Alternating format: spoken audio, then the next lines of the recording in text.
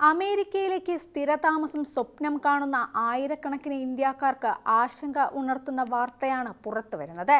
Green card അപേക്ഷകൾക്ക് കൂടുതൽ നിയന്ത്രണങ്ങൾ ഏർപ്പെടുത്തുന്ന പുതിയ നടപടികളുമായി ട്രംപ് ഭരണകൂടം മുന്നോട്ട് പോകുകയാണെന്നാണ് റിപ്പോർട്ടുകൾ. നിർദ്ദേശിച്ചിരിക്കുന്ന മാറ്റങ്ങൾ വിദേശ കുടിയേറ്റക്കാരെ, പ്രത്യേകിച്ച് ഇന്ത്യക്കാരെ കാര്യമായി ബാധിച്ചേക്കുമെന്നാണ് വിലയിരുത്തൽ. ഗ്രീൻ കാർഡ് അപേക്ഷാ നടപടികൾ കൂടുതൽ കർശനമാക്കുന്നതിന് പുറമെ ചില വിദേശ അപേക്ഷകർക്ക് ഉയർന്ന തുകയിലുള്ള ബോണ്ട് വ്യവസ്ഥ കൊണ്ടുവരുന്നതും പബ്ലിക് ചാർജ് മാനദണ്ഡങ്ങളിൽ കൂടുതൽ പരിശോധന ഏർപ്പെടുത്തുന്നതും ഉൾപ്പെടെയുള്ള നിർദ്ദേശങ്ങളാണ് ഇപ്പോൾ ചർച്ചയിലുള്ളത്. തൊഴിൽ, കുടുംബ പുനഃസംയോജനം, സ്ഥിരതാമസം എന്നിവ ലക്ഷ്യമിട്ട് അമേരിക്കയിലേക്ക് പോകാൻ ആഗ്രഹിക്കുന്നവർക്കെല്ലാം ഈ മാറ്റങ്ങൾ നിർണായകമായി മാറിയേക്കുമെന്നാണ് വിലയിരുത്തൽ. എന്തൊക്കെയാണ് ട്രംപ് ഭരണകൂടത്തിന്റെ പുതിയ നിർദ്ദേശങ്ങൾ? ഇന്ത്യക്കാരെ ഇവ എങ്ങനെ ബാധിക്കും? വിശദമായി നോക്കാം. ഞാൻ അഞ്ജിത.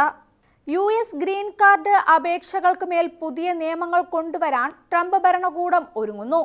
അടുത്തിടെ ട്രംപ് ഭരണകൂടം നിർദ്ദേശിച്ച 3 മാറ്റങ്ങളും ഇന്ത്യക്കാർക്ക് തിരിച്ചടിയാണെന്നാണ് റിപ്പോർട്ടുകൾ. കുടിയേറ്റം കുറയ്ക്കുന്നതിന്റെ ഭാഗമായിട്ടാണ് ഈ പുതിയ മാറ്റങ്ങൾ ട്രംപ് ഭരണകൂടം കൊണ്ടുവന്നിട്ടുള്ളത്. നിയമപരമായ കുടിയേറ്റക്കാർക്ക് US-ന്റെ മണ്ണിലേക്ക് സ്വാഗതമെന്ന് പറയുന്ന ട്രംപ് തന്നെയാണ് ഇത്തരം കടുത്ത നിയന്ത്രണങ്ങൾ കൊണ്ടുവന്നിട്ടുള്ളതും. മെയ്യിൽ ട്രംപ് ഭരണകൂടം കൊണ്ടുവന്ന പുതിയ ഗ്രീൻ കാർഡ് മെമ്മോയും വിദേശത്തു നിന്നുള്ള അപേക്ഷകർക്ക് $1 ലക്ഷം ബോണ്ട് ഏർപ്പെടുത്താൻ ചർച്ചകൾ നടത്തുന്നതും ഗ്രീൻ കാർഡ് അപേക്ഷകർക്കായുള്ള പബ്ലിക് ചാർജ് നിയമവുമെല്ലാം വിദേശ കുടിയേറ്റക്കാർക്ക് തിരിച്ചടിയാണ്. എന്താണ് US ഇമിഗ്രേഷൻ സർവീസിന്റെ പുതിയ പോളിസി മെമ്മോ? അഡ്ജസ്റ്റ്മെന്റ് ഓഫ് സ്റ്റാറ്റസും കോൺസുലാർ പ്രോസസ്സിംഗും സംബന്ധിച്ച പുതിയ മാറ്റങ്ങളാണ് US പോളിസി മെമ്മോയിൽ പറയുന്നത്.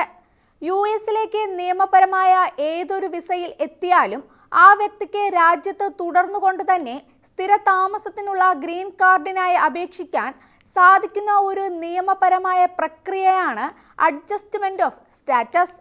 എന്നാൽ പുതിയ പോളിസി മെമ്മോ പറയുന്നത് താൽക്കാലിക വിസകളിൽ എത്തുന്നവർ തങ്ങളുടെ വിസയുടെ കാലാവധി കഴിയുമ്പോൾ രാജ്യം വിട്ടുപോകുകയും അവരുടെ സ്വന്തം രാജ്യത്ത് ഇരുന്ന് സ്റ്റാറ്റസ് മാറാൻ അപേക്ഷ സമർപ്പിക്കുകയും വേണമെന്നാണ്.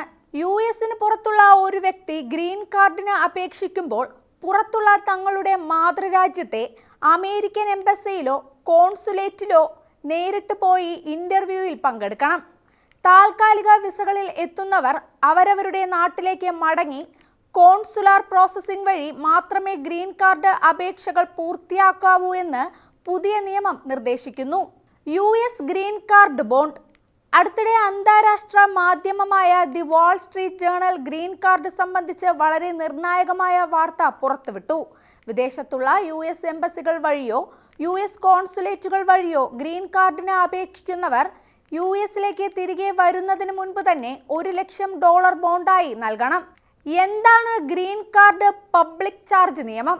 US സർക്കാരിന്റെ ആനുകൂല്യങ്ങൾ സ്വീകരിക്കുന്ന കുടിയേറ്റക്കാർക്ക് നിയന്ത്രണങ്ങൾ ഏർപ്പെടുത്തുന്ന നിയമമാണിത്.